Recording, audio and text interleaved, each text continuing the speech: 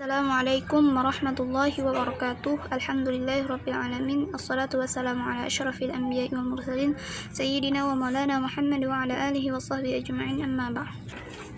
Alhamdulillah, pada kesempatan kali ini kita lanjutkan untuk membahas instrumen evaluasi dalam bentuk non-tes atau macam-macam alat evaluasi dalam bentuk non-tes. Non-tes adalah cara penilaian hasil belajar peserta didik yang dilakukan tanpa menguji peserta didik, tetapi dengan melakukan pengamatan secara sistematis. Teknik evaluasi non-tes berarti melaksanakan penilaian dengan tidak menggunakan tes.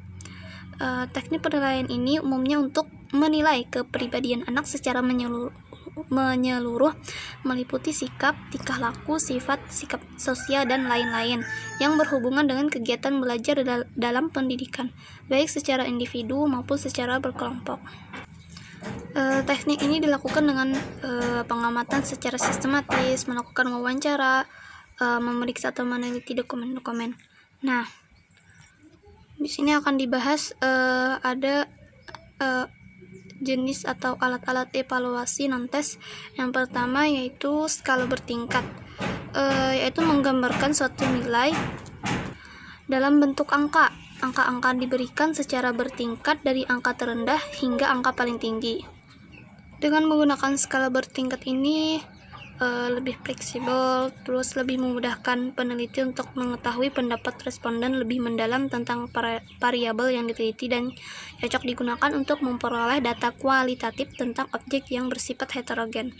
Kemudian, tetapi ada pengaruh terhadap ketidakjujuran jawaban responden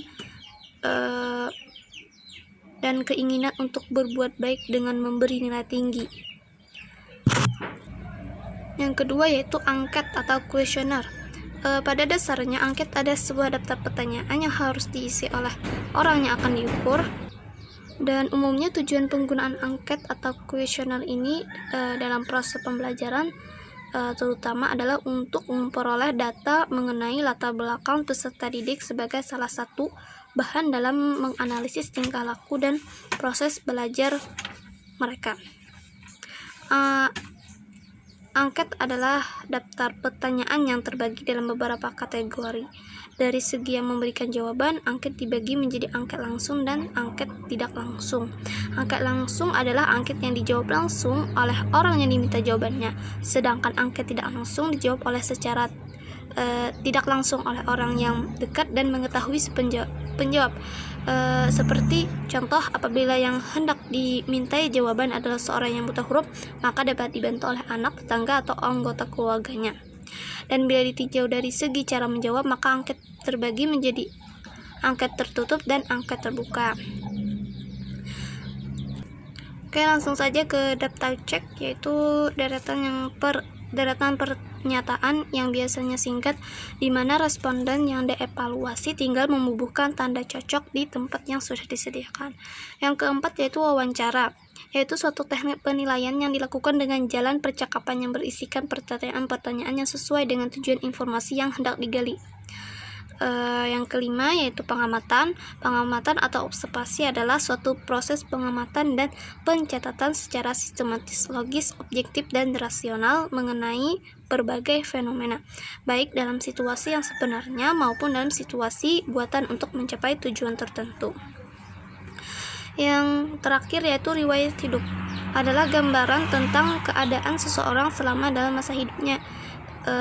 Dengan mempelajari riwayat hidup, maka subjek evaluasi akan dapat menarik suatu kesimpulan tentang kepribadian, kebiasaan, dan sikap dari objek yang dinilai. Mungkin ini saja yang kita bahas, semoga dapat dipahami. Salah kita mohon maaf. Syukran ala husni ihtimamikum. Wassalamualaikum warahmatullahi wabarakatuh.